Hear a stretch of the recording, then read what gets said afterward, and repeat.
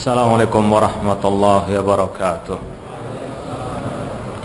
Innal hamdalillah nahmaduhu wa nasta'inuhu wa nastaghfiruh wa na'udzu billahi min shururi anfusina wa min sayyiati a'malina.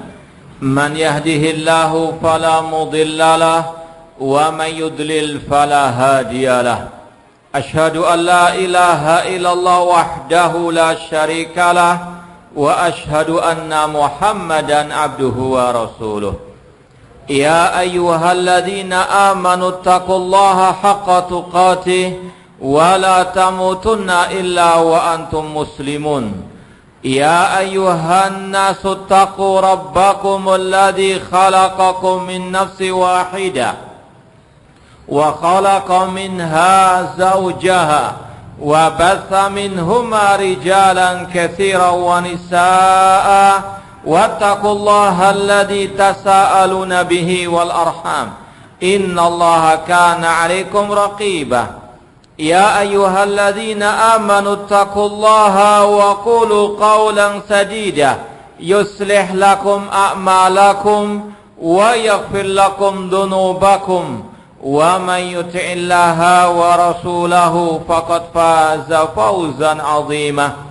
Amma ba'd, fa inna asaqal hadits kitabullah wa khairal hadi hadi Muhammadin sallallahu alaihi wasallam wa syarrul umuri muhdatsatuha wa kullu muhdatsatin bid'ah wa kullu bid'atin dhalalah wa kullu dhalalatin finnar. Ma'asal muslimin, ikhwani fillah wa akhwati, bapak-bapak, ibu-ibu, saudara-saudariku rahimani wa rahmakumullah. Pertama-tama, marilah kita senantiasa memanjatkan puji syukur kepada Allah Subhanahu wa taala yang dengan limpahan nikmat, hidayah serta pertolongannya kita dipertemukan oleh Allah Subhanahu wa taala di salah satu rumah-rumah Allah, di salah satu taman surga Allah yang ada di dunia ini. Semoga Allah Subhanahu wa taala mengumpulkan kita pula di taman surganya di akhirat kelak. Karena mungkin masih suasana lebaran, ya kita mengucapkan taqabbalallahu minna wa minkum. Semoga amal ibadah kita khususnya di bulan suci Ramadan diterima oleh Allah Subhanahu wa taala wa kullu amin wa antum bi khair. Ma'asal muslimin, ikhwani fillah wa akhwati rahimani wa rahimakumullah. Tema kajian kita pada kesempatan malam yang berbahagia ini tentang keadaan para salafus saleh setelah bulan suci Ramadan. Pada kesempatan ini kita akan menyampaikan 3 poin, ya. Yang pertama tentang kesimpulan secara umum tentang bagaimana orang beriman khususnya para salafus saleh setelah bulan suci Ramadan. Yang kedua, kita akan sampaikan beberapa ucapan para ulama salaf yang menggambarkan keadaan mereka setelah bulan suci Ramadan. Dan itu sebagai penguat dari yang poin pertama. Kemudian yang ketiga yaitu al-ibar fi syahr Ramadan.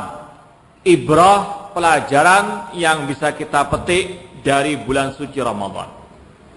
Itu kurang lebih 3 poin penting yang akan kita sama-sama renungkan, sama-sama kita pelajari. Ma'asal muslimin rahimani wa rahimakumullah. Adapun yang pertama tentang kesimpulan ringkasan tentang keadaan salafus saleh setelah beribadah di bulan suci Ramadan. Yang pertama, bahwasanya para salafus saleh mereka senantiasa mengiringi ibadah mereka dengan 2 rukun ibadah, yaitu al-raja wal khauf atau al-khaufu wal raja.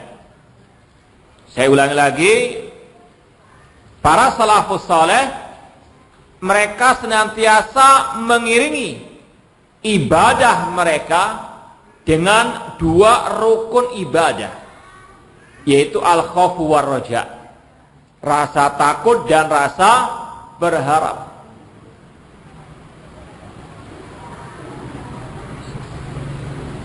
Ini insya Allah sekali lagi akan kita bawakan ucapan mereka tentang kesimpulan poin ini. Tapi daripada bagian yang kedua.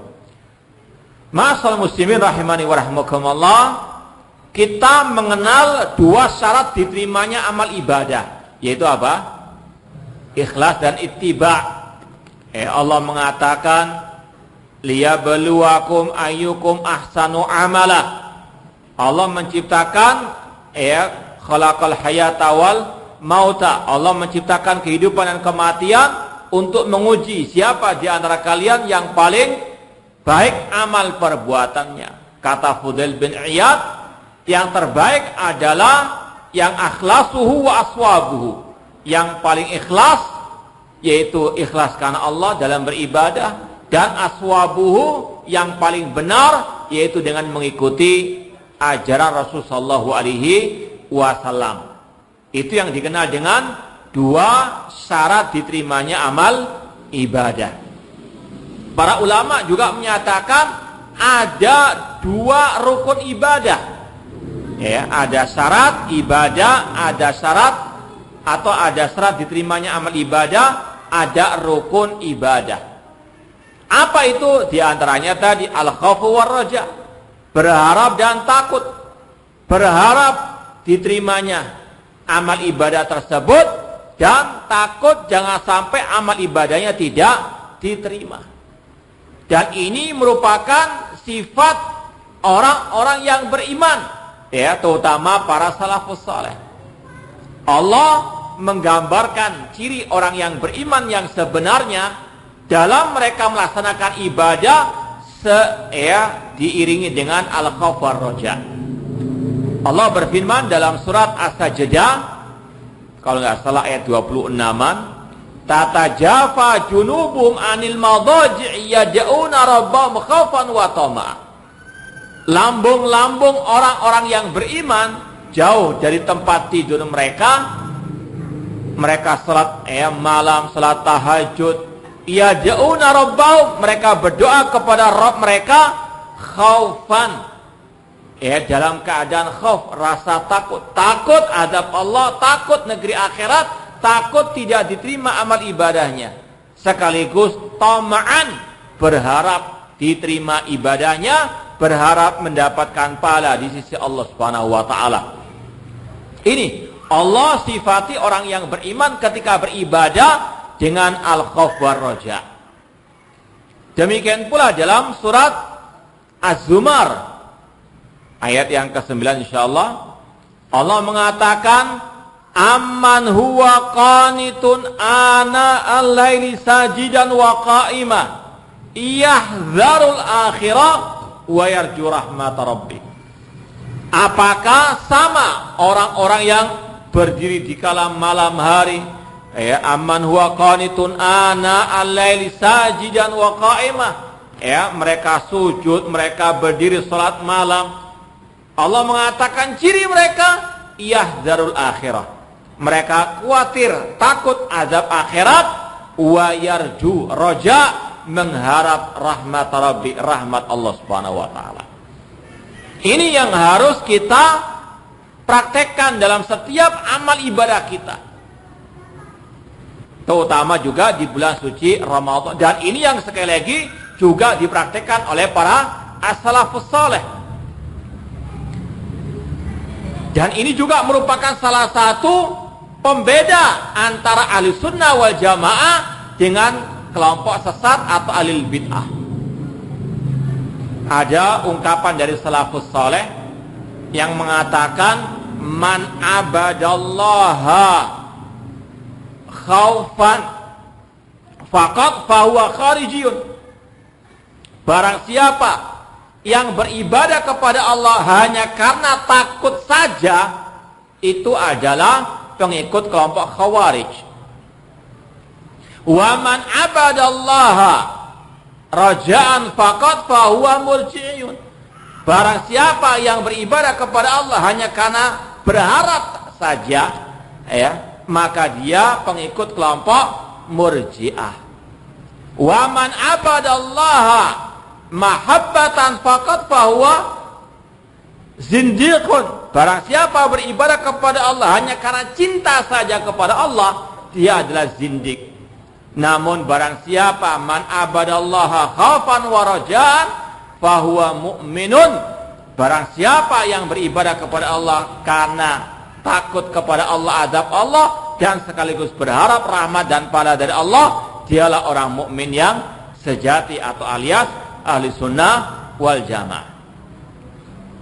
Ini yang harus sekali lagi dipahami oleh setiap muslim muslimah dalam dia beribadah kepada Allah, baik ketika beribadah atau setelah dia beribadah, harus terus ada ar-raja wal khauf. Dan ini yang juga diucapkan oleh Al-Imam Al-Hasan Al-Basri rahimahullah ta'ala. Beliau pernah mengatakan, al-mu'min jama'a ihsanan wa khaufan. Orang mukmin yang sejati setelah beribadah, berbuat baik, dia ada rasa khauf, kekhawatiran. Wal munafiq jama'a isaatan wa amnan. Adapun orang munafik, mereka ini berbuat kejelekan namun mereka merasa aman dari azab Allah Subhanahu wa taala. Jadi intinya sekali lagi, ma'asal muslimin, ikhwani fillah wa akhwat rahimani wa rahmakumullah, dalam setiap kita beribadah, entah di pertengahan ibadah atau setelah beribadah, harus ada ar-raja wal khauf. Rasa harap, rasa takut. Makanya tadi dikala para salafus saleh selesai melaksanakan ibadah suci Ramadan, mereka ketemu di hari raya, mereka mengucapkan tadi apa? Taqabbalallahu minna wa minkum. Itu menunjukkan dua hal tadi. Mereka berharap kepada Allah dengan berdoa, ya Allah terimalah amal ibadah kita. Sekaligus di situ ada unsur apa? Khawatir jangan sampai ibadahnya tidak diterima oleh Allah Subhanahu wa taala. Jangankan kita yang penuh dengan kekurangan, para anbiya, ya, di antaranya manusia terbaik, Nabi kita Muhammad SAW, dan juga Nabi Khalilullah kekasih Allah, Nabi Ibrahim alaihissalam. Coba antum perhatikan bagaimana Allah berfirman tentang Nabi Ibrahim alaihissalam, wa id yarfa'u Ibrahimul qawa'ida minal baiti wa Ismailu rabbana taqabbal minna. Ingatlah ketika Nabi Ibrahim selesai membangun Ka'bah bersama Nabi Ismail, beliau mengatakan rabbana taqabbal minna. Wahai Rabb kami, terimalah ibadah kami ini. Ini Khalilullah kekasih Allah, Abul Anbiya, berdoa agar diterima ibadahnya. Apalagi kita, ya. Ini sekali lagi, dalam doa tersebut ada unsur al-khauf war raja, agar diterima ibadahnya, mengharap, ya. Dan sekaligus di situ ada unsur jangan sampai ibadahnya tidak diterima oleh Allah Subhanahu wa taala. Tidak memastikan ibadah itu diterima. Tidak ada yang bisa menjamin ibadah kita diterima. Entah di bulan suci Ramadan atau di luar Ramadan, tidak ada yang bisa menjamin. Ya. Makanya juga Ahlus Sunnah sangat amat berhati-hati dalam menvonis orang itu masuk surga atau masuk neraka. Ini masih ada kaitannya. Kenapa? Kita nggak ada yang tahu. Jangankan amalan orang lain, amalan kita sendiri kita nggak tahu diterima ataukah tidak.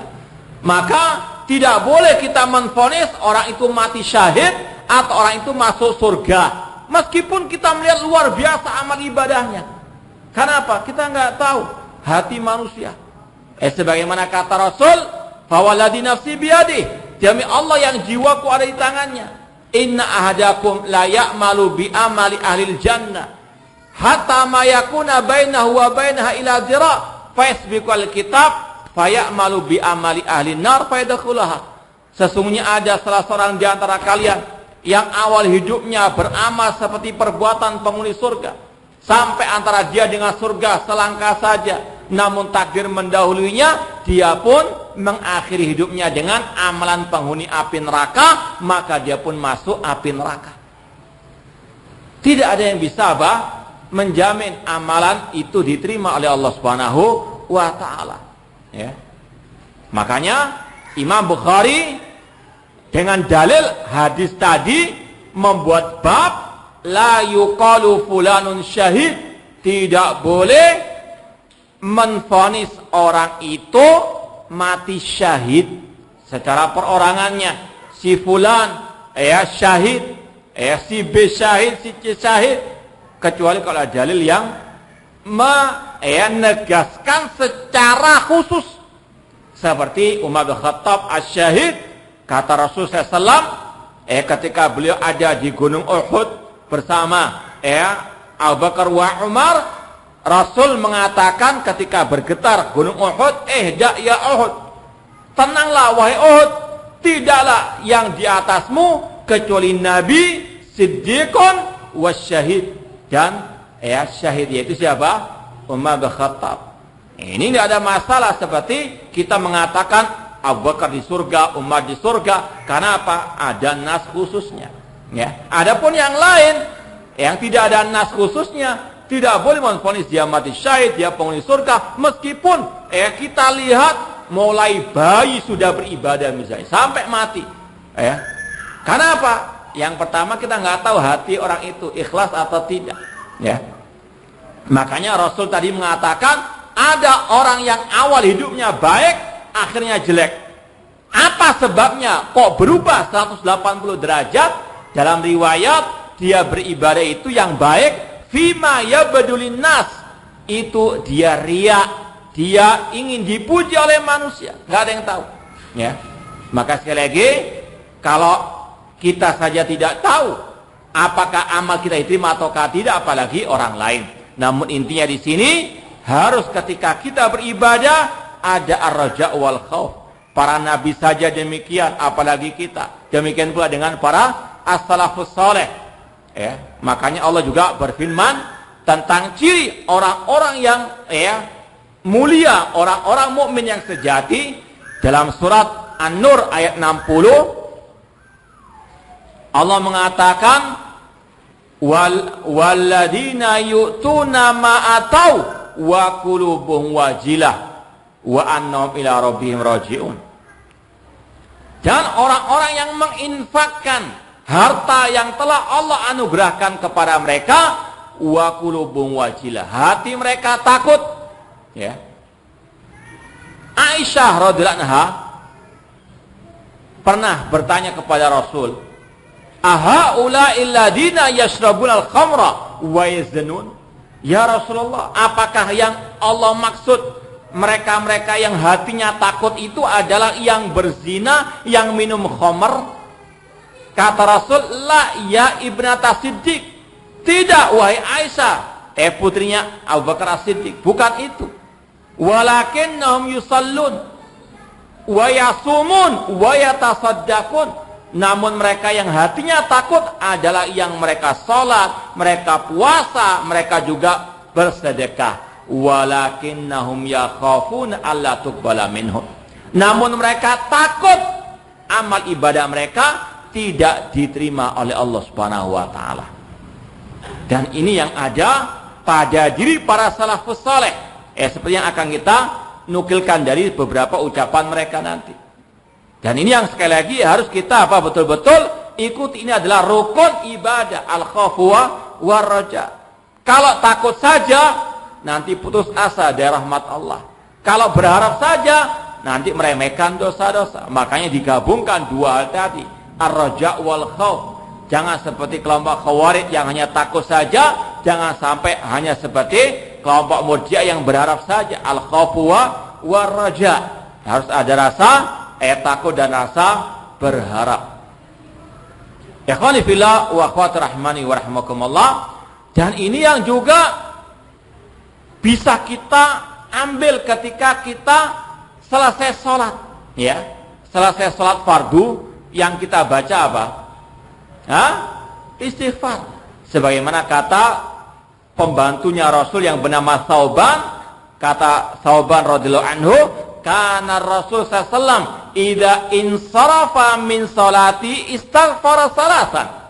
Dahulu Rasul selesai salat fardu istighfar 3 kali. Astagfirullah, astagfirullah, astagfirullah. Secara asal istighfar untuk apa? Untuk memohon ampunan dari perbuatan dosa maksiat setelah orang itu berbuat kemaksiatan. Ini selesai salat kok istighfar. Apa hikmah dibalik ini semuanya? Kata para ulama, yang pertama untuk memerangi perasaan ujub, ya. Perasaan wah, ya, seolah-olah kalau sudah selesai sholat, ya, calon surga Firdaus, penghuni surga Firdaus. Atau selesai Ramadan, masya Allah, ya, sudah putih bersih, apalagi sudah minal aidin wal faidin, sudah apa?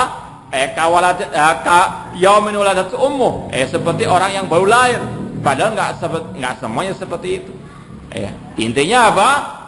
Tidak boleh ada perasaan amal kita pasti diterima. Ini sekali lagi harus diperangi perasaan ujub. Makanya apa? Banyak istighfar. Atau di situ dikatakan dahulu Rasul istighfar 3 kali selesai salat fardu. Apa faedahnya tadi? Yang pertama memerangi perasaan ujub.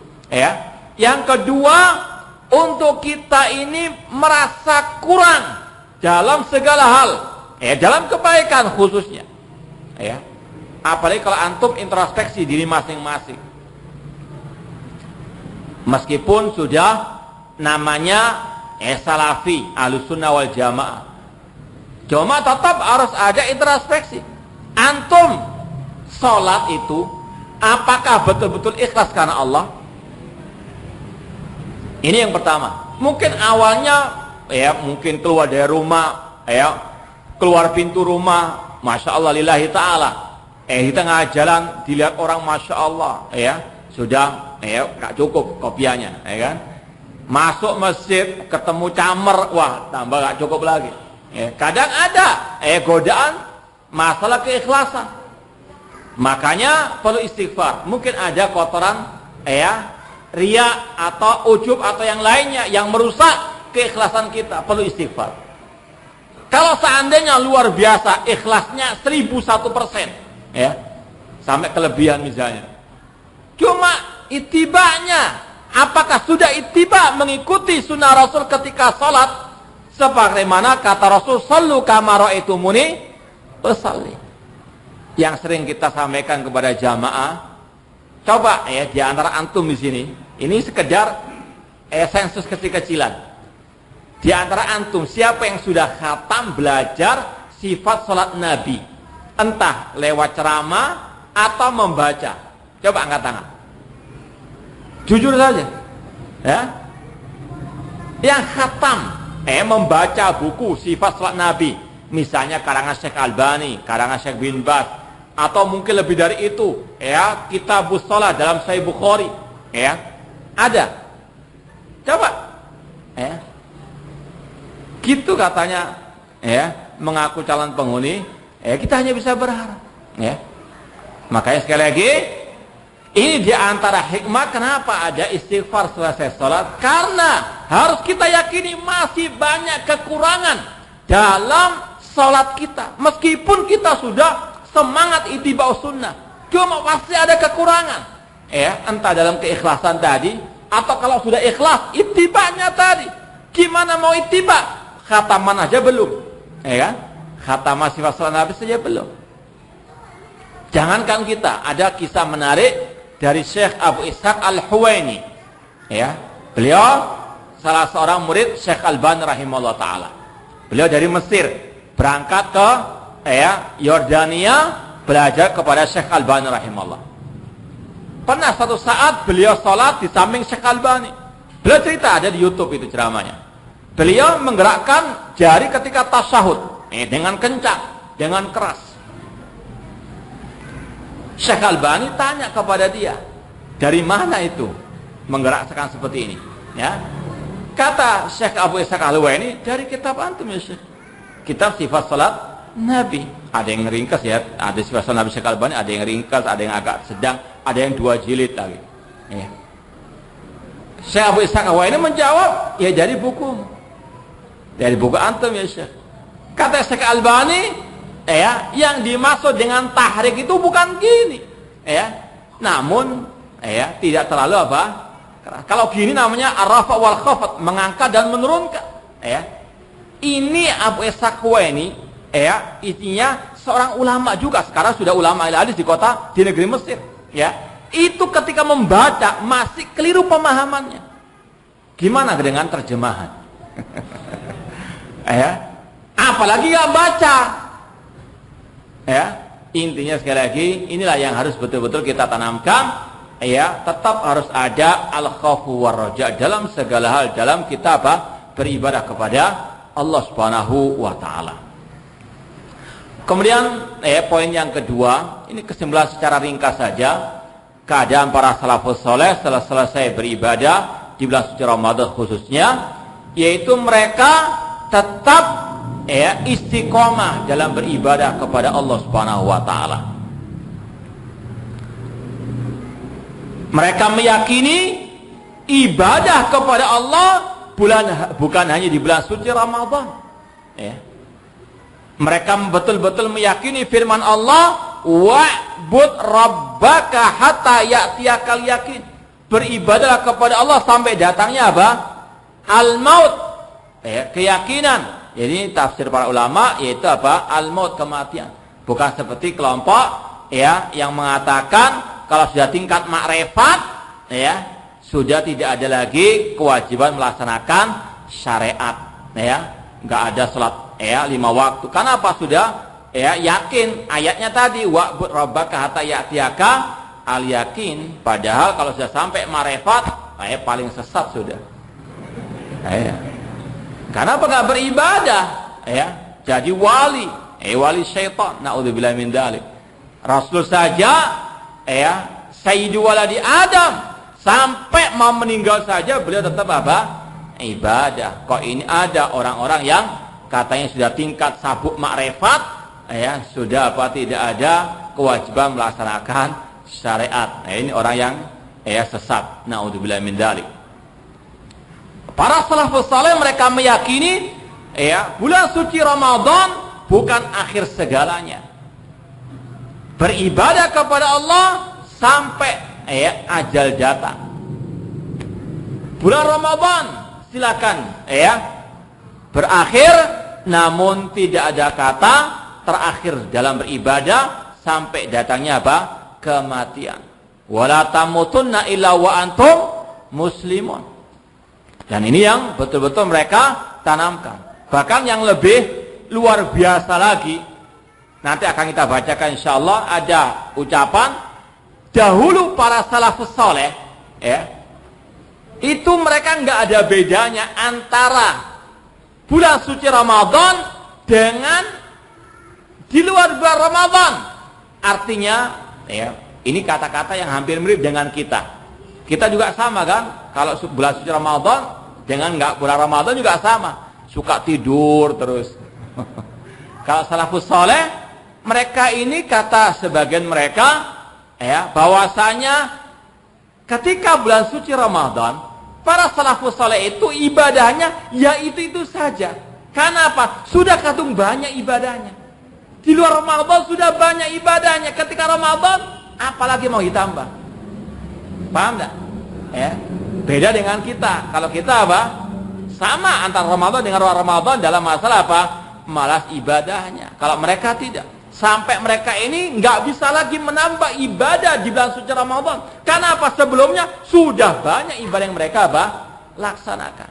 Ini sekali lagi, mereka ini ahli ibadah, bukan hanya di bulan suci Ramadan, bahkan juga di luar Ramadan. Bahkan mereka mengatakan sungguh celaka orang-orang yang hanya mengenal Allah hanya di bulan suci Ramadan. Makanya tadi kita katakan seperti kata Imam Al-Hasan Al-Basri rahimahullah ta'ala, orang mukmin sejati menggabungkan antara amal ibadah dengan khaufan, rasa khawatir tidak diterima amal ibadah mereka. Bismillah. Sekarang kita masuk bagian kedua, jadi intinya Itu kesimpulan yang akan kita baca dari ucapan para salafus saleh, bahwasanya mereka setelah Ramadan menggabungkan antara roja wal khauf, dan diantaranya dengan banyak beribadah atau dengan banyak berdoa kepada Allah. Sampai dikatakan dahulu mereka sebelum Ramadan 6 bulan berdoa dipertemukan dengan bulan suci Ramadan. 6 bulan berikutnya mereka berdoa agar ibadah mereka di bulan suci Ramadan diterima oleh Allah Subhanahu wa taala. Itu khabar wa raja. Yang kedua, keadaan mereka selesai Ramadan tetap istiqomah dalam beribadah kepada Allah Subhanahu wa taala. Sekarang kita bawakan sebagai riwayat ucapan dari salafus saleh yang menggambarkan bagaimana keadaan mereka setelah bulan suci Ramadan. Diriwayatkan dari Ali bin Abi Thalib radhiyallahu ta'ala anhu, annahu kana yunadi fi akhir laila min syahr Ramadan. Ali bin Abi Thalib pernah berkata di akhir bulan suci Ramadan, ya laita syari man hadal makbul fanuhanni. Kata beliau, siapakah di antara kalian yang telah diterima amal ibadahnya di bulan suci Ramadan ini, maka kita akan memberikan ucapan selamat kepadanya. Wa man hadal mahrum fanu'azi, dan siapa yang tidak diterima amal ibadahnya, maka kami mentakziahnya. Artinya tidak ada yang bisa memastikan amal ibadahnya diterima oleh Allah Subhanahu wa taala. Ini adalah ungkapan Ali bin Abi Thalib bahwasanya mereka para salafus saleh sangat khawatir amal ibadah mereka tidak diterima oleh Allah Subhanahu wa taala. Riwayat yang kedua dari Abdullah bin Mas'ud radhiyallahu anhu, annahu kana yakhruju fi akhir laila min Ramadan fayunadi. Masih sama maknanya. Beliau ketika di akhir atau malam Idul Fitri, beliau pernah berkata, man hadal makbul al-lailata fanuhani. Siapa yang amal ibadahnya diterima di bulan suci Ramadan ini, kita akan mengucapkan selamat kepadanya. Wa man hadal mahrum al-mardud al-laila fanuasi. Namun siapa yang tidak diterima amal ibadahnya, kita mengucapkan takziah kepadanya. Kemudian kata beliau, ayyuhal makbul hanian. Wahai orang-orang yang diterima amal ibadahnya, selamat bagi kalian. Wa ayyuhal mahrum al-mardud jabarallahu musibataka. Adapun yang tidak diterima amal ibadahnya, maka semoga Allah menyempurnakan ataupun memberikan kebaikan dalam musibahnya tersebut.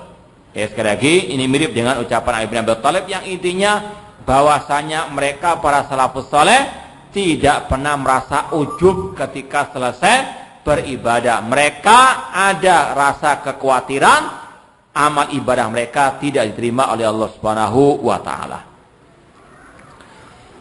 Kemudian qala Ka'ab bin Malik radhiyallahu anhu mengatakan, man shoma Ramadan wa huwa yuhaddits nafsahu annahu in aftara Ramadan la yasilla dakhala jannah bighairi mas'alatin wala hisab. Barang siapa berpuasa di bulan suci Ramadan dan dia membisikkan dalam hatinya, kalau sudah selesai Ramadan dia tidak akan bermaksiat kepada Allah, maka dia akan masuk surga tanpa hisab, tanpa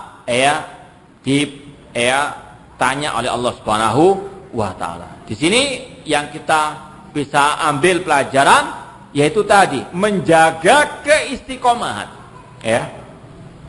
Kata beliau ini memotivasi orang yang tadi ketika berpuasa Ramadan di dalam hatinya bertekad, kalau sudah selesai Ramadan aku nggak mau lagi berbuat maksiat, maka balasannya surga Allah Subhanahu wa taala. Ini tadi mereka betul-betul bertekad untuk istiqomah selesai Ramadan. Bukan seperti kita. Alhamdulillah Ramadan telah berakhir, bisa main game lagi, nggak diganggu lagi ketika maksiat di malam hari. Naudzubillah min, sudah nggak ada tarawih lagi, kita bisa nongkrong di warnet. Naudzubillah min dzalik. Ya, kalau salafus saleh dahulu ketika mereka berpuasa di bulan suci Ramadan, mereka sudah tekad untuk tetap istiqomah. Dulunya ketika Ramadan menjaga lisan, menjaga mata, menjaga pendengaran dari yang haram agar tidak batal puasanya atau tidak berkurang pahala puasanya. Namun ketika telah berakhir, mereka pun tetap istiqomah. Bahkan ada riwayat sebetulnya nanti akan ada nanti atau kita baca atau enggak. Namun ada riwayat dari sebagian ulama salafus saleh ketika mereka keluar di hari pertama bulan Syawal, mereka mengatakan nabda'u bighadil basar. Kita mulai Idul Fitri dengan menundukkan pandangan. Ya. Kalau mungkin waktu Ramadan banyak orang yang nunduk pandangan karena takut ibadah puasanya berkurang pahalanya. Namun ketika sudah Lebaran tiba, jangankan pandangan, salaman sama bukan yang mahramnya sudah mulai tidak istiqomah. Maka sekali lagi salafus saleh mereka luar biasa istiqomah, tetap dalam menjalankan perintah Allah, meninggalkan larangan Allah Subhanahu wa taala. Kemudian kata Ka'ab tadi, man sama Ramadan wa yuhaddits nafsahu annahu idza aftara asarabahu fasyamu alaihi mardud.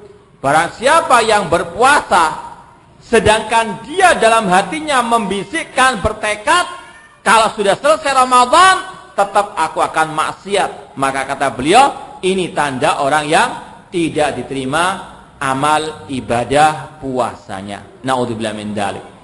Maka kita wajib introspeksi diri masing-masing. Enggak perlu duding-dudingan. Wah, ini kelihatannya diterima atau enggak? Introspeksi diri masing-masing. Karena kata para ulama, tanda amal ibadah kita diterima al-hasanatu tatba'uha al-hasanah. Kebaikan itu kalau diterima akan diiringi oleh kebaikan berikutnya. Ya, seperti kalau kata para ulama haji mabrur misalnya. Nggak ada yang tahu secara pasti siapa yang hajinya itu diberi gelar mabrur tadi. Namun ada tandanya. Ketika selesai haji, tambah rajin salat berjamaah di masjid, semakin rajin sedekah, semakin bertauhid dan sebagainya. Ini tanda, meskipun tidak bisa dipastikan. Nah, kemudian ada seorang salaf yang bernama Bishr al-Hafi. Pernah dikatakan kepadanya, anna qauman yata'abbaduna fi Ramadan wa yajtahiduna fil a'mal fa idza insalakha taraku. Dikatakan kepada seorang tadi yang bernama Bishr al-Hafi, ada sekelompok orang yang mereka rajin ibadah di bulan suci Ramadan. Namun ketika selesai Ramadan, mereka tidak lagi beribadah. Maka kata Bishr al-Hafi, bi'sal qaumu qaumun la ya'rifuna Allah illa fi Ramadan. Ini yang kita katakan tadi, sebut tadi, sungguh celaka, sungguh jelek orang-orang yang tidak mengenal Allah kecuali di bulan suci Ramadan saja. Kata beliau, bi'sal qaumun la ya'rifuna Allah illa fi Ramadan. Sungguh jelek orang yang tidak mengenal Allah, tidak beribadah kepada Allah kecuali di bulan suci Ramadan saja, atau mereka-mereka yang tidak beribadah kecuali di bulan Ramadan saja. Kemudian ada riwayat berikutnya, tadi intinya sama intinya cuma dua tadi. Salafus saleh selesai ibadah ada perasaan khauf ar-raja. Kemudian yang kedua mereka tetap istiqomah dalam menjalankan ibadah di luar bulan suci Ramadan. Kata Umar bin Abdul Aziz pada waktu Hari Raya Idul Fitri ketika beliau berkhutbah, ayuhan nas innakum sumtum lillah salasina yauman. Wahai manusia, kalian berpuasa 30 hari karena Allah. Wa kuntum salasina laila, kalian salat tarawih satu bulan lamanya 30 hari. Wa kharajtumul yaum tatlubuna minallah an yataqabbala minkum, dan sekarang kalian salat Idul Fitri di antaranya memohon agar amal ibadah kalian yang sebulan itu diterima oleh Allah Subhanahu wa taala. Sekali lagi ini sifat para anbiya, sifat as-salihin, para salafus saleh, selesai ibadah mereka banyak berdoa kepada Allah, mereka berharap diterima amal ibadahnya oleh Allah Subhanahu wa taala. Ini yang kita katakan tadi. Nukilan berikutnya, qala Mu'alla bin Fadl, kanu yad'una Allah taala sittata asyhur an yuballighahum Ramadan. Dahulu para salafus saleh berdoa kepada Allah selama 6 bulan untuk dipertemukan dengan bulan suci Ramadan. Wa yad'una sittata asyhur an yataqabbala minhum, dan mereka berdoa selama 6 bulan selesai Ramadan untuk diterima amal ibadah mereka. Ini mereka para salafus saleh sangat amat luar biasa meminta diterima amal ibadahnya kepada Allah. Bahkan Ali bin Abi Thalib pernah berkata, kunu liqabulil a'mal asadda ihtimama minkum minal amal. Hendaklah kalian itu lebih berantusias untuk diterima amal ibadahnya dibanding sekedar beramal. Ya, saya ulangi lagi, ini ucapan yang layak terus ditanamkan dalam diri kita. Kata Ali bin Abi Thalib, hendaklah kalian itu lebih semangat, lebih antusias untuk diterima amal ibadahnya dibanding sekedar beramal. Ya, kalau orang awam atau bahkan alil bidah, mereka ini yang penting banyak-banyakan amal, ya, setoran amal. Itu yang paling utama bagi mereka. Namun bagi para salafus saleh, yang lebih penting dari itu, bagaimana amal kita diterima, yaitu dengan tadi ikhlas dan ittiba. Maka kalau mau ittiba, ya belajar apa saja ibadah yang diajarkan, dituntunkan oleh Rasul sallallahu alaihi wasallam. Jadi sekali lagi, ini para salafus saleh dahulu. Kemudian qala Yahya bin Abi Katsir, ada seorang ulama salaf yang bernama Yahya bin Abi Katsir, beliau berkata, kana min du'aihim, di antara doa para salafus saleh, Allahumma sallimni ila Ramadan, ya Allah pertemukanlah aku dengan bulan suci Ramadan, wa sallim li Ramadan, dan pertemukan Ramadan denganku, wa tusallimuhu minni mutaqabbila, dan jadikan amal ibadahku diterima. Ya, ini yang sekali lagi sangat mereka bersemangat untuk mereka lakukan, bagaimana amal mereka, ibadah mereka diterima oleh Allah Subhanahu wa taala. Kemudian asar atau riwayat berikutnya, qala ba'dus salaf, adraktu aqwaman la yazidu dukhulu Ramadan min a'malim syai'an. Ini yang kita isyaratkan tadi. Kata sebagian para salafus saleh, aku pernah mendapati sekelompok dari para salafus saleh yang lain, itu ketika masuk Ramadan tidak lagi bisa menambah amal ibadahnya. Bukan karena malas, namun karena apa tadi? Karena memang sudah terbiasa dengan amal yang banyak. Sudah sholat malamnya sudah luar biasa. Kalau kita kan, ya alhamdulillah bisa salat tarawih. Mungkin tadi malam wallahu alam. Mereka baca Quran luar biasa. Khatamah seminggu sudah khatam. Apa yang ditambah lagi sudah ada. Indahulu para salafus saleh. Semoga Allah Subhanahu wa taala memberikan taufik kepada kita untuk senantiasa mengikuti jejak para salafus saleh, dan semoga Allah mengumpulkan kita di surga bersama mereka. Kata sebagian salaf, adraktu aqwaman la yazidu dukhul Ramadan min a'malim syai'an. Aku mendapati sebagian dari para salafus saleh ketika masuk Ramadan tidak bisa menambah amal ibadah yang lain. Wala yanqus khuruju min amalim syai'an. Dan ketika keluar dari Ramadan, amal mereka pun tidak berkurang. Kalau kita sih dulunya 10, sekarang 0,5 amal ibadahnya. Dulunya Ramadan baca Quran ba'da subuh sampai duha, mungkin kerja duhur baca sampai khatamah seminggu. Ini sudah libur berapa hari ini? Itu baca Qur'annya, ya. Salat tarawih, masya Allah, ya. Baca, iftar baca, selesai buka puasa langsung ke masjid, luar biasa. Salat tarawih, ya. Ada kumandang Idul Fitri, Allahu Akbar, lupa sudah dengan apa? Salat tarawihnya, illa man rahimahullah, ya. Kemudian juga, ya, banyak amal ibadah-ibadah kita yang sudah kita tinggalkan di bulan Syawal ini. Padahal nanti akan kita sampaikan bulan Syawal atau bulan Ramadan itu tempat penggemblengan, ya. Banyak yang bisa kita lakukan selesai Ramadan, ya. Namun inilah sekali lagi bedanya kita dengan para salafus saleh.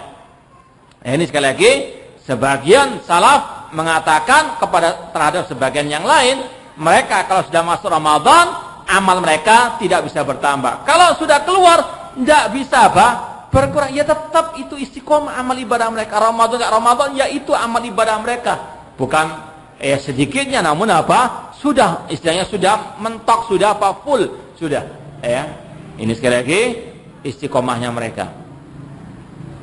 Kemudian ada riwayat ra'a Wahab bin Wird qauman yadhakun fi yaumi id. Ada sekelompok orang yang istilahnya bersenang-senang, tertawa, terbabak di hari raya Idul Fitri. Maka orang yang bernama Wahab bin Wird tadi mengatakan, in kana haula tuqbila minhum siyamuhum fama hadza fi'lu syakir. Ini bukan mencela orang yang bersenang-senang ke Idul Fitri, ya. Ini pertengahan, ya. Ini hari raya Idul Fitri boleh bersenang-senang. Cuma di situ ada sisi lain yang dipelajari di sini, yaitu apa? Bagaimana mereka ini sedih ditinggal Ramadan, mereka juga tidak mau ketawa karena memikirkan apakah diterima amal ibadah mereka selama 1 bulan tersebut. Sekali lagi, terkadang para salafus saleh mereka memandang dari sisi-sisi yang sangat banyak. Bergembira di Idul Fitri disyariatkan, dianjurkan, dibolehkan, ya. Namun dari sisi yang lain perlu juga kita introspeksi, apakah amal ibadah kita di dalam suci Ramadan itu diterima ataukah tidak. Kemudian kata Al-Hasan Al-Basri, kata Hasan Al-Basri, ulama tabi'in, innallaha ja'ala syahra Ramadan midmaran li khalqihi. Allah Subhanahu wa taala menjadikan bulan suci Ramadan medan untuk para hamba-hambanya macu amal ibadah mereka yastabiqunahu, seperti lomba pacuan kuda dan sebagainya. Kata beliau, kata Hasan Al-Basri, Ramadan Allah jadikan sebagai medan untuk berlomba-lomba bita'ati ila mardati, dalam rangka beribadah kepadanya, taat kepadanya, menggapai ridhonya. Fasabaka qaumun fafazu, sebagian orang ada yang berhasil menang, mereka pun berbahagia. Wa takhallafa akharun faqabu, ada yang ketinggalan dan mereka pun sengsara. Fal ajab minal la'ib ad-dhahik fil yaumil ladzi yafuzu fihi al-muhsinun wa yakhsar fihi al-mubtilun. Sungguh aneh kalau ada orang-orang yang hanya menonton saja, mereka tertawa ikut Idul Fitri, namun mereka enggak ikut termasuk orang-orang yang berlomba-lomba dalam kebaikan tersebut. Makanya ada ungkapan yang indah lagi, laisal id liman labisal jadid. Ada ungkapan yang indah kata sebagian salaf, ada di sini sebetulnya, bahwasanya Idul Fitri bukan bagi yang memakai baju yang baru. Namun dalam bahasa Arab itu indah, kayak bahasa sastra gitu, ada sajaknya. Al-id laisa liman labisal jadid, walakinnal id liman yakhafu yaumal wa'id. Kata sebagai ulama salaf, hari raya Idul Fitri bukan yang bukan bagi yang memakai baju baru, namun hari raya Idul Fitri adalah hari bagi orang-orang yang takut kepada negeri akhirat. Sebetulnya masih banyak riwayat-riwayat di sini dari salafus saleh, cuma intinya ada 2 tadi. Salafus saleh selesai ibadah di bulan suci Ramadan, mereka tetap mengiringi ibadah mereka dengan khauf wa raja, dan mereka tetap istiqomah di luar bulan suci Ramadan. Ya, sekarang yang poin terakhir yang ketiga tentang ibrah di bulan suci Ramadan. Bismillah.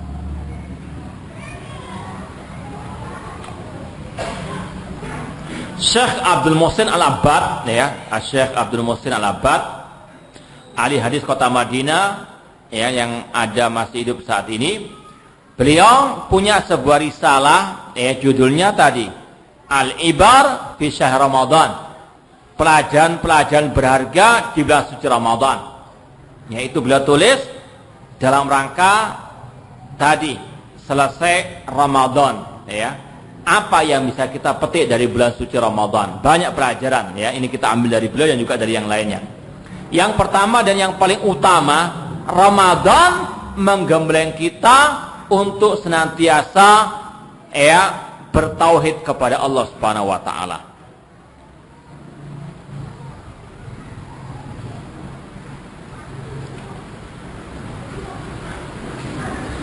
Antum kalau perhatikan di bulan suci Ramadan itu penggemblengan tauhid sangat kental, luar biasa, ya. Apalagi Rasul mengatakan man shoma ramadhana imanan wa ihtisaban ghufira lahu ma taqaddama min dambi. Man qama ramadhana imanan wa ihtisaban ghufira lahu ma taqaddama min dambi. Man qama lailatal qadri imanan wa ihtisaban ghufira ma taqaddama min dambi. Barang siapa puasa Ramadan didasari oleh iman, oleh tauhid, dan dia ikhlas mengharapkan pahala dari Allah, diampuni dosa yang telah lalu. Barang siapa yang, ya, salat tarawih di bulan suci Ramadan didasari oleh iman, oleh tauhid, oleh ikhlas karena Allah, diampuni dosa yang telah lalu. Barang siapa yang salat malam untuk menggapai malam Lailatul Qadar, ya, dengan didasari oleh iman dan ikhlas, diampuni dosa yang telah lalu. Ditekankan masalah tauhid, ya. Di malam hari, ya, kalau imamnya mengikuti sunnah Rasul, ketika di akhir, ya, sholat witir, dan itu yang sering ditunggu-tunggu, yaitu bacaan surat apa? Itu yang paling tunggu-tunggu. Kapan bacaan Ikhlas, ya? Memang sunnah Rasul, ya. Namun di situ ada pelajaran yang berharga, yaitu apa? Setiap malam kita digembleng dengan tauhid, ya. Qul ya ayyuhal kafirun, katakan wahai orang-orang kafir, la a'budu ma ta'budun, aku tidak menyembah apa yang kalian sembah, ya. Kami kaum muslimin tidak menyembah apa yang kalian sembah, namun kami menyembah qul huwallahu ahad, Allah yang Maha Esa. Tiap malam, ya, kalau imamnya apa? Mengikuti sunnah Rasul, baca akhir salat witir Qul ya ayyuhal kafir, rakaat yang kedua, yang ketiga apa? Di antaranya Al-Ikhlas. Itu tiap malam digembleng dengan tauhid terus, ya. Kalau kita mau merenung ini penggemblengan at-tauhid luar biasa, ya. Apalagi kalau kita pelajari juga ayat-ayat tentang puasa, ya. Yang pertama kan sering dibacakan ya ayyuhalladzina amanu kutiba alaikumus syiyam ayaman ma'dudat. Kemudian syahr Ramadan alladzi unzila fil Qur'an. Itu yang tiga ayat sering dibacakan, betul enggak? Ya. Cuma ayat berikutnya ini banyak kelewatan, yaitu ayat yang mengatakan wa idza sa'alaka ibadi anni fa inni qarib ujibu da'watad da'i idza da'a. Ini ayat disisipkan di tengah-tengah ayat tentang puasa. Apa itu artinya? Apabila hambaku bertanya kepada engkau Nabi Muhammad tentang diriku, jawablah aku dekat. Ujibu da'wata da'i, aku mengabulkan doa orang yang berdoa kepadaku. Di situ ada sifat Allah Al-Qarib, Allah Maha dekat.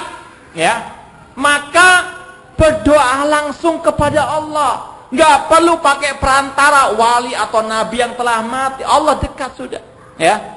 Jangan naudzubillah min dzalik suudzon kepada Allah. Hati saya itu penuh dengan kekotoran. Saya banyak maksiat. Kalau saya langsung berdoa kepada Allah nggak diterima. Perlu perantara wali yang telah mati. Ini suudzon kepada Allah. Padahal Allah mengatakan apa? Fa ini qarib. Aku dekat. Aku mengabulkan doa orang yang berdoa kepadaku. Di situ ada tauhid, yaitu apa? berdoanya kepada Allah, doa wal ibadah, iyyaka na'budu wa iyyaka nasta'in. Ya, itu pelajaran tauhid. Di ayat-ayat apa atau di tengah-tengah ayat tentang masalah puasa. Ini yang paling utama, penggemblengan tauhid di bulan suci Ramadan yang harus terus dipegang erat sampai mati, wala tamutunna illa wa antum muslimun. Ya, apa artinya ibadah tanpa tauhid? Seperti salat tanpa wudu enggak sah, enggak diterima.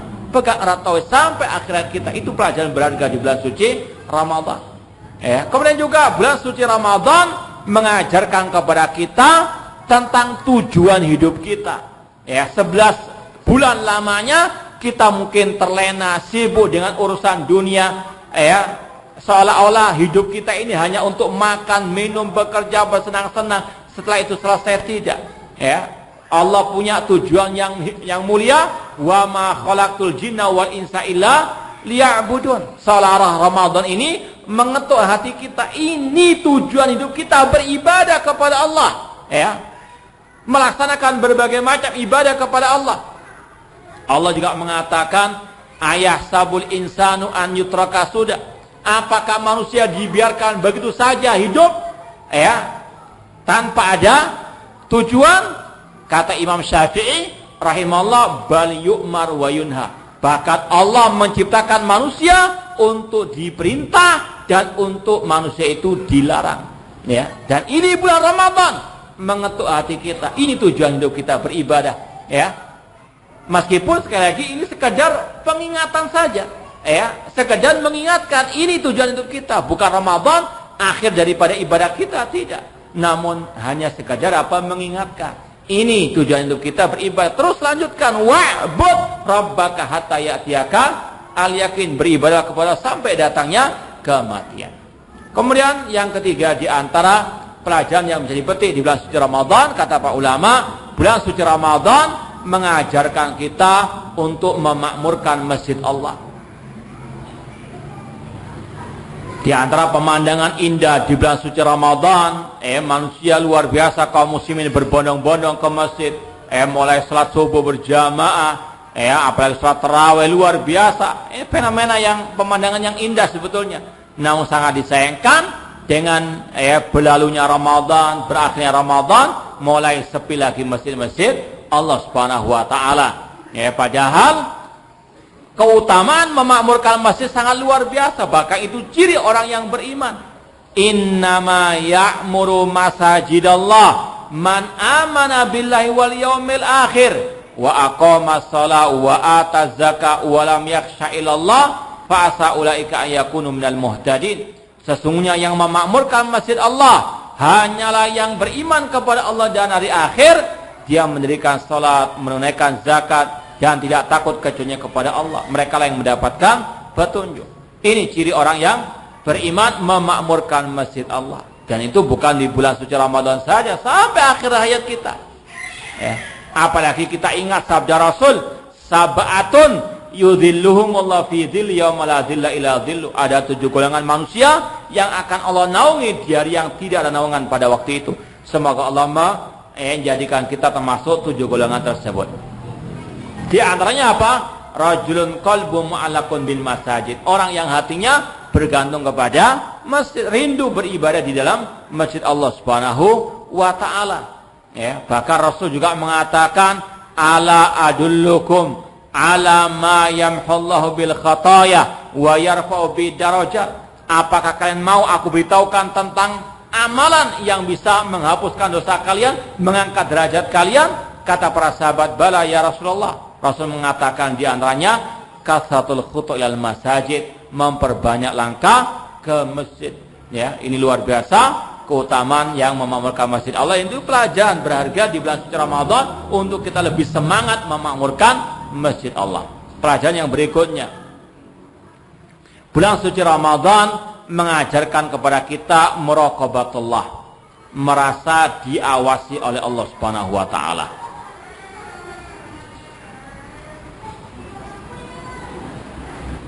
Bagaimana tidak, selama 1 bulan lamanya kita orang yang berpuasa itu merasa senantiasa diawasi oleh Allah Subhanahu wa taala. Makanya kita nggak mudah membatalkan puasa kita tanpa udzur yang syar'i, ya. Padahal dengan mudah, sangat mudah membatalkan puasa tanpa dilihat oleh orang lain, ya. Masuk kamar, membawa segelas air, sepotong roti, dimakan, diminum, nggak ada yang tahu, ya. Selesai makan diusap, ya. Pura-pura apa? Ya, kering kerontang, nggak ada yang tahu. Namun orang yang berpuasa, yang mukminah, muslimah, dalam hatinya tahu Allah yang ada di atas langit mengawasi apa yang dia lakukan, tidak mudah dia membatalkan puasanya. Nah, perasaan seperti inilah yang harus terus ditanamkan, dan ini yang akan mewujudkan tujuan puasa, la'allakum tattaqun. Tidak mungkin ada takwa tanpa muraqabatullah, tanpa merasa diawasi oleh Allah Subhanahu wa taala. Makanya Rasul mengatakan, ittaqillaha haitsu ma kunta, bertakwalah kepada Allah di mana saja kalian berada. Kata ulama salaf dahulu, silahkan kalian bermaksiat kepada Allah namun di tempat yang tidak dilihat oleh Allah. Di mana? Ada. Kalau ada kita kasih hadiah. Ini perasaan muraqabatullah. Kemudian yang berikutnya yang keberapa? Yang kelima. Puasa Ramadan mengajarkan kepada kita untuk bersabar, ya, bersabar dalam 3 keadaan: bersabar dalam menghadapi musibah, bersabar dalam melaksanakan ketaatan kepada Allah, bersabar dalam meninggalkan maksiat kepada Allah. Jelas ketika kita puasa, kita ditimpa rasa lapar, haus. Ini latihan sabar ketika ada musibah. Karena manusia pasti ada musibah, ya. Ada enggak yang belum pernah kena musibah sampai sekarang ini? Kita kasih hadiah. Nah, kalau ada yang ngaku justru itulah musibah, ya kan? Yang lebih parah itu musibah sombong itu. Ya, enggak ada orang enggak mendapat musibah.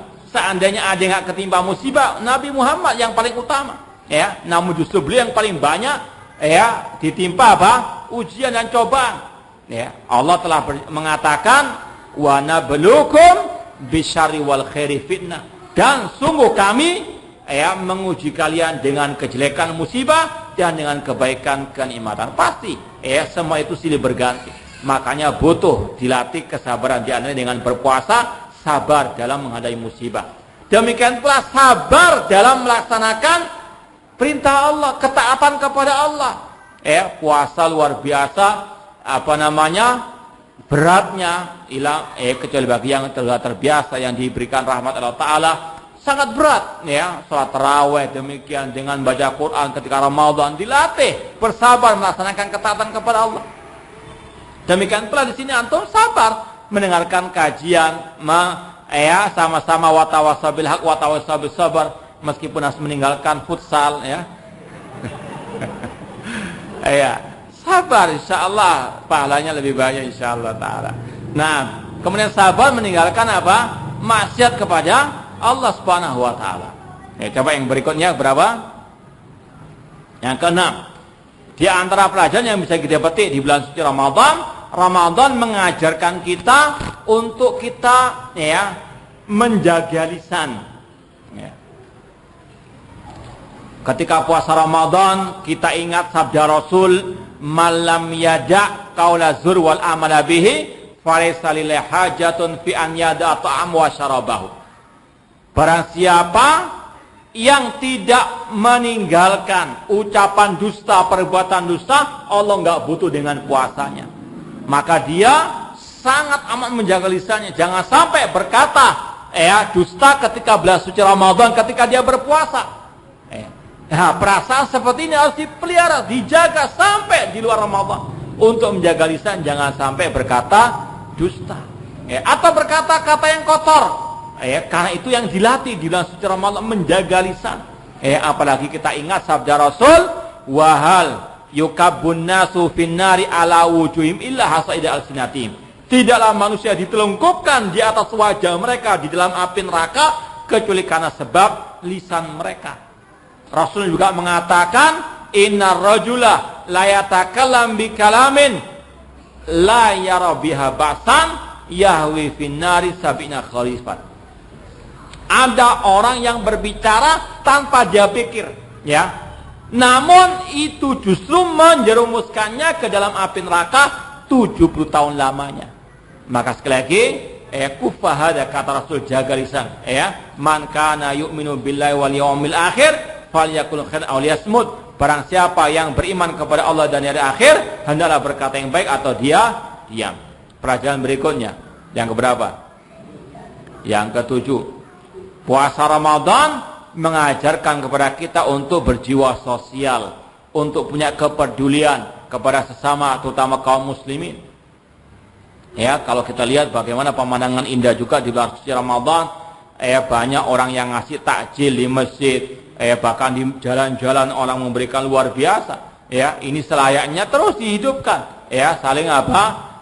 Wa ta'awan 'alal birri wat taqwa, saling tolong menolong, apalagi untuk para fuqara wal masakin. Ya. Kemudian pelajaran berikutnya, bulan suci Ramadan senantiasa mengingatkan kita kepada negeri akhirat.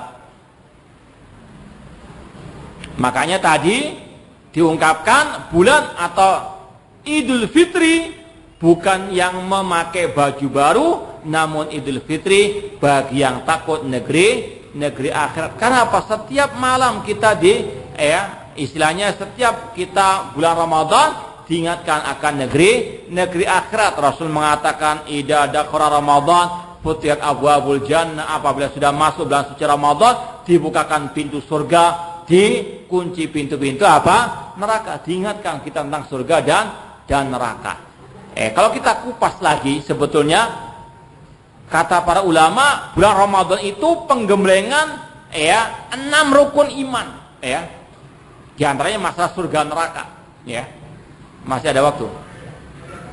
Hah? Antum ngomong banyak, ini sudah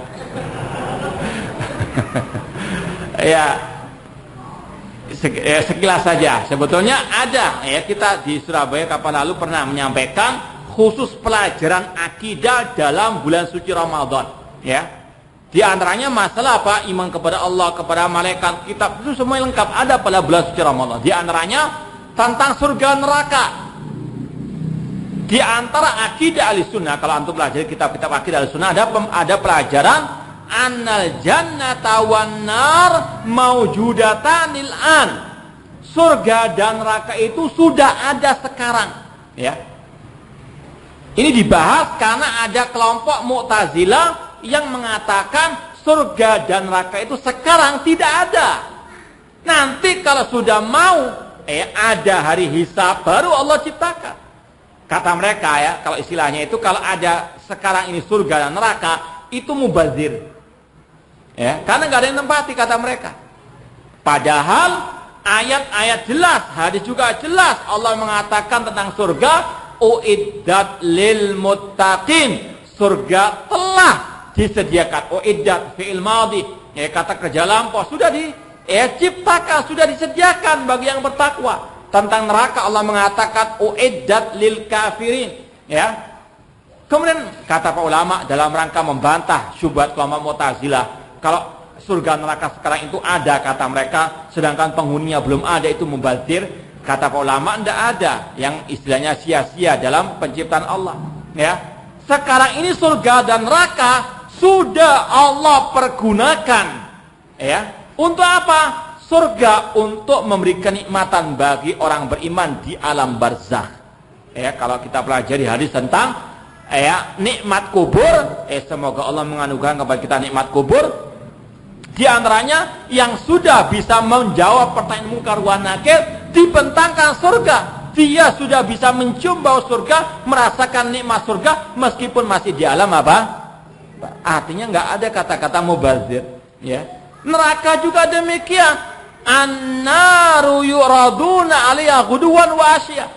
Api neraka ditampakkan kepada Fir'aun dan pengikutnya pagi dan siang hari atau pagi dan sore hari, Ini siksa api neraka. Apa itu? Atau siksa kubur, yaitu ditampakkan api neraka. Allah gunakan untuk mengadab para penghuni alam barzakh yang tidak bisa menjawab pertanyaan mungkar wan. Enggak ada kata-kata apa? Mubazir, Dan itu yang Rasul tekankan pada hadis masalah puasa. Idza dakhala Ramadan futihat abwabul jannah. Apabila masuk bulan suci Ramadan, dibukakan pintu-pintu surga. Futihat, ya. Ada surga itu sekarang, ya. Wa ghuliqat abwabun niran, dan dikunci, ya, pintu-pintu api neraka. Itu kata para ulama. Dalam hadis ini juga ada penetapan surga dan neraka itu sudah ada sekarang. Ya, saya rasa cukup sekian apa yang bisa kita sampaikan. Mungkin tinggal 20 menit kurang lebih sampai jam 9 insyaallah soal jawab. Tolong soalnya yang mudah-mudah ya. Bismillah.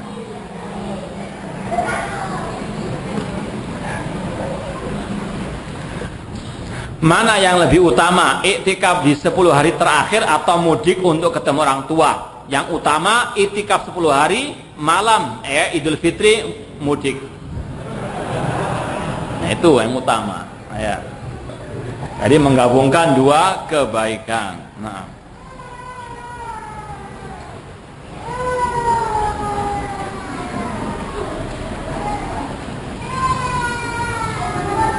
apakah boleh kita minta doa kepada orang yang telah kita berikan sedekah atau infak, fakir miskin, pengurus masjid, yayasan dan lain-lain? Ya, wallahu alam. Secara asal boleh-boleh saja. Cuma sekarang ini menjadi tren yang tidak baik, ya. Seolah-olah apa? Kita mengasihi itu dengan balasan apa? Minta doa tersebut. Padahal secara asal minta doa itu kepada orang yang soleh, ya. Ngasih kepada orang fakir di jalan, kita nggak tahu orang itu salat atau enggak. Ya kan? Jadi sekali lagi, kata ulama secara asal boleh-boleh. Cuma lebih baik kita ini banyak berdoa sendiri, ya. Allah qarib ujibu da'wata da'idah da'an dari.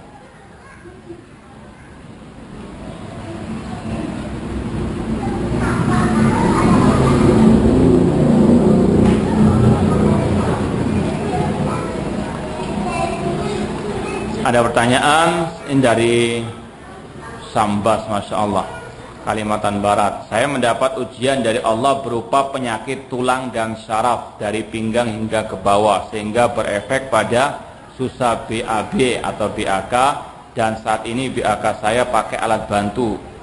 Bolehkah saya sholat dengan membawa alat bantu tersebut? Ya, kita pertama doakan semoga Allah menyembuhkan saudara kita ini, dan semoga Allah memberikan banyak pahala atas musibah tersebut.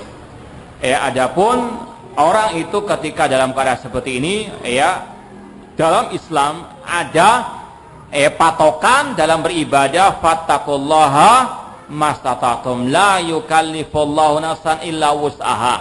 Maka tidak ada masalah sholat sambil membawa alat bantu tadi, untuk BAB atau BAK tadi. Namun yang penting mau sholat dia sudah bersuci, ya. Ini juga sama kasusnya dengan orang yang istilahnya beser, yang sering kencing, kadang kencing nggak terasa, sudah ngompol istilahnya.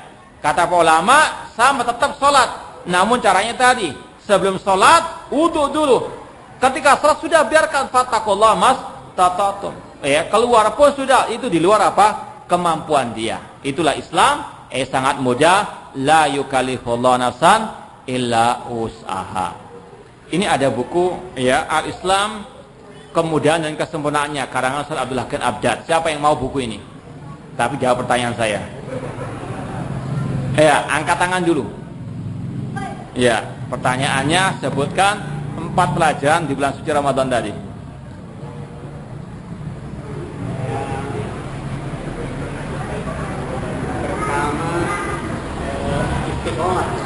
Apa ada istiqomah pelajaran Ramadan tadi?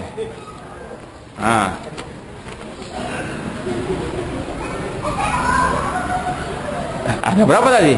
8 tadi ya? Iya, ini anak korting 50%. Yang lain siapa yang tahu? 4 tanpa mencontek. Mencontek. Pertanyaannya mudah, jangan dimudah-mudahkan.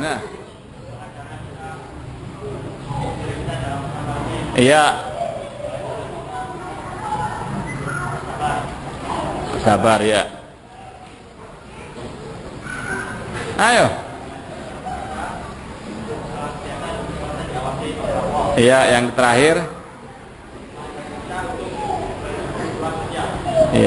Jazakallah khair. Baik, masih ada dua lagi mana yang sahih, mengqadha puasa Ramadan dulu atau puasa sunnah 6 hari di bulan Syawal dulu? Ya, tentunya yang paling afdal mendahulukan yang wajib, ya, membayar hutang puasa, mengqadha itu yang paling afdal. Apalagi sebagian ulama mengatakan man shoma Ramadan wa atba'u sittan min Syawal. Ya, ada yang mengatakan berdalil dengan hadis ini, barang siapa yang telah puasa Ramadan kemudian dia mengiringinya dengan 6 hari, otomatis di situ apa, sudah lengkap Ramadannya, man shoma Ramadan, ya. Kemudian dia mengiringi 6 hari bulan Syawal, maka seolah-olah dia puasa setahun penuh. Ya, di situ sebagian ulama berdalil dengan hadis tadi, berarti apa? Harus dahulukan puasa yang wajib, man shoma Ramadan dulu. Kalau masih ada hutang berarti belum man shoma Ramadan secara lengkap. Meskipun wallah alam yang rajih boleh-boleh saja. Cuma yang mana yang afdal, ya tentunya yang wajib dulu didahulukan sebelum yang sunnah. Ya, apalagi kata Imam Ibnu Hajar Asqalani, man istaghala bil fardi anin nafli fahuwa ma'dzur. Barang siapa menyibukkan diri dengan melaksanakan yang wajib, meninggalkan yang mustahab, yang sunnah, maka dia diberi uzur. Wa man istaghala bin nafli anil fardi fahuwa maghrur. Barang siapa menyibukkan diri dengan yang sunnah, lupa dengan yang wajib, maka dia tertipu. Ya, puasa Syawal 6 hari, kemudian setelah itu meninggal dunia, rahimahullah. Puasanya apa? Ya. Ini sekali lagi yang lebih utama yang wajib. Kalau seandainya dia melaksanakan yang wajib, belum bisa melaksanakan yang sunnah, dia kata Ibnu Hajar ma'dzur. Kalau bisa dua-duanya bagus, sudah selesai Ramadan 6 hari. Namun istilahnya mana yang afdal bagi yang punya utang puasa? Sekali lagi yang afdal laksanakan yang wajib, ya. Kemudian yang sunnah. Cuma kalau sekali lagi hukum asalnya boleh-boleh saja, puasa Syawal dulu, kemudian nanti qadha puasa Ramadannya di 11 bulan berikutnya misalnya, atau setelah bulan Syawal. Bolehkah menggabungkan puasa sunnah Syawal dan puasa Ayyamul Bid? Wallahu alam, ayat ini tidak dibenarkan karena itu dua puasa yang berbeda, ya. Memang ada pembahasan kata ulama, amalan-amalan ibadah yang bisa digabungkan dalam satu niat, ya. Contoh yang bisa, yang boleh antara tahiyatul masjid dengan misalnya qobliyah fajr atau qobliyah subuh, ya. Kita masuk masjid, ya, mungkin waktunya tinggal 2 rakaat saja kita bisa sholat. Kita niatkan sholat, ya, qobliyah subuh sekaligus tahiyatul masjid, dapat 2 pahala tadi. Karena apa? Kaidahnya selama ibadah yang satunya itu bukan ibadah khusus, boleh dimasukkan ibadah yang lainnya, ya. Seperti tahiyatul masjid. Tahiyatul masjid itu bukan salat tersendiri. 2 rakaat masuk masjid itu namanya apa? Tahiyatul masjid, ya. Beda dengan ibadah Ayyamul Bid tadi, puasa yang berbeda dengan Syawal. Jadi wallahu alam beda antara pembahasan tadi. Contoh lagi, ya, antara membayar zakat dengan ngasih THR pegawai, ya. Zakatnya luar biasa, mungkin sampai ratusan juta, pegawainya banyak. Daripada ngasih THR sendiri, kasih uang zakat saja. Nggak boleh, ya, karena itu berbeda. Uang zakat sendiri bagi fuqara wal masakin, THR haknya pegawai di perusahaannya, ya. Selayaknya dikasih dua-duanya, THR yang juga dikasih apa? Zakat, ya. Kalau yang nggak mampu, ya, tentunya. Intinya sekali lagi, ini kaidah yang harus dipahami dengan benar. Kalau enggak, bahaya kalau salah gunakan. Seperti tadi, mau irit, mau hemat, atau istilahnya bakhil, ya, THR diambilkan dari uang zakat, enggak boleh. Nah,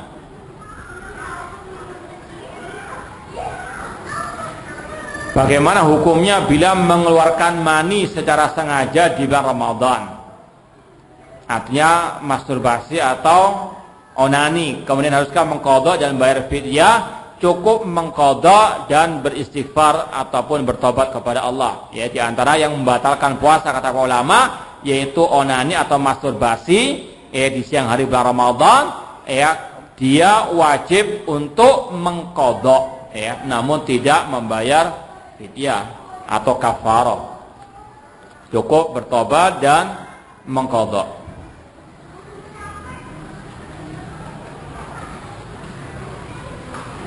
Apakah mengaminkan saat qunut witir disyariatkan? Iya, Qunut witir di pertengahan kedua di bulan suci Ramadan termasuk yang disyariatkan, dan bagi makmum mengaminkan.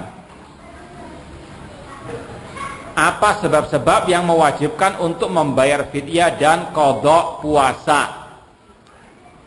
Kata para ulama, ada beberapa kategori orang yang tidak diwajibkan puasa. Yang pertama, orang yang sakit musafir tapi wajib mengqadha di luar bulan Ramadan. Ada orang yang sudah tua renta, ada wanita hamil dan wanita yang menyusui. Tiga-tiga ini tidak diwajibkan puasa, namun cukup membayar fidyah, tidak mengqadha. Ini yang rajih. Seperti riwayat dari Abdullah bin Abbas, ketika melihat seorang perempuan yang hamil atau menyusui, beliau mengatakan, anti minal ladzina la yutikuna, engkau termasuk orang yang tidak sanggup berpuasa. Alaikil jaza wa laisa alaikil qadha, cukup membayar fidyah, tidak perlu mengqadha. Itu ucapan dari Abdullah bin Abbas radhiyallahu ta'ala anhuma. Intinya sekali lagi, bagi yang tua renta, yang sudah lanjut usia, kemudian seperti ini riwayat Anas bin Malik, ketika sudah tua renta atau sudah lanjut, beliau tidak berpuasa namun membayar fidyah. Caranya ada dua. Yang pertama dengan memberi bahan makanan yang mentah, makanan pokok yang mentah, beras misalnya, 2,5 kilo itu 1 sok, kurang lebih 1 sok. 1 sok itu 4 mud, jadi 2,5 itu kurang lebih 0,6 kilogram.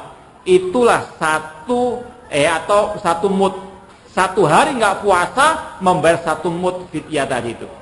Kurang lebih apa? Jadi 4 hari 2,5 kilo. Kalau antum nggak puasa yang sudah tua renta, siapa yang tua renta di sini? Masih muda-muda semua ya. Intinya itu cara membayar fidyah. Yang pertama, bahan makan mentah 1 mud, 1 mud kurang lebih seperti tadi. Kemudian yang kedua, membayar dengan makanan yang sudah matang, yang sudah dimasak. Seperti Anas bin Malik mengumpulkan 30 orang fakir miskin, dikasih setiap orang 1 porsi makanan. Selesai sudah. 30 orang 30 hari. Paham ya? Nah, ini bagi yang mungkin ada yang menyusui kembali atau yang hamil, itu wallahu alam, yang rajih, yang lebih kuat pendapat dari ulama, cukup membayar fidyah tanpa mengqadha, karena ini yang lebih dekat kepada yuridullah bikumul yusra wala yuridu bikumul usra, terlebih lagi dengan asar dari Abdullah bin Abbas radhiyallahu anhu tadi. Baik, siapa yang mau hadiah? Terserah, mau ini apa itu terserah. Nah, siapa? Angkat tangan dulu. Yang ini. Pertanyaan harus lebih berat. Ini berat.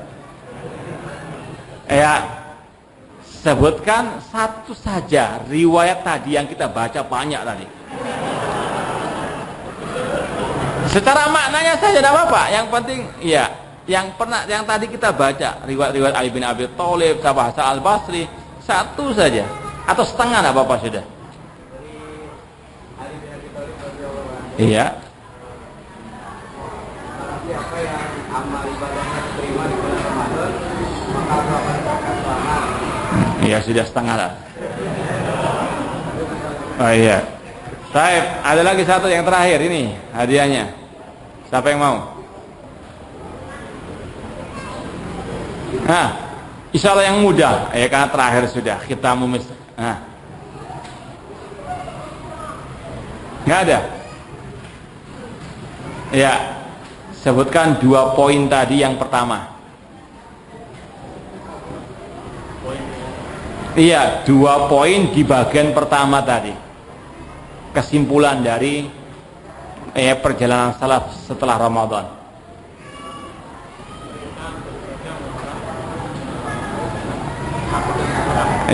Yang kedua, Iya sudah, kita juga takut ya. Ya, jazakallah. Baik, ana rasa cukup sekian apa yang bisa kita sampaikan, kurang lebihnya mohon maaf. Aqul qouli hadza wa akhiru da'wana anil hamdulillahirabbil alamin. Kurang lebihnya mohon maaf. Wassalamualaikum warahmatullahi wabarakatuh.